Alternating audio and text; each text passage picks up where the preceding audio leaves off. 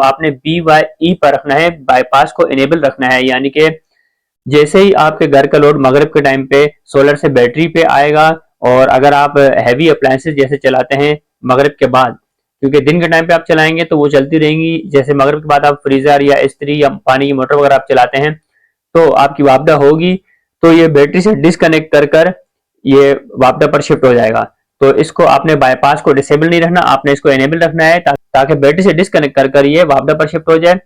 अगर आप इसको बाईपास को डिसेबल रखेंगे यानी कि BYD पर रखेंगे तो आपका जो इन्वर्टर है वो जलने का खतरा हो सकता है, क्योंकि ये इसका बाईपास जो है वो डिसेबल होगा, ऑफ होगा। तो जैसे ही आप हैवी अप्लायंसेस चलाएंगे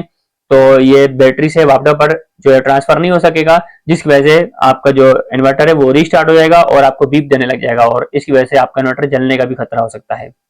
तो आप इसको BYE पर रखेंगे यानी कि बाईपास को इनेबल रखेंगे।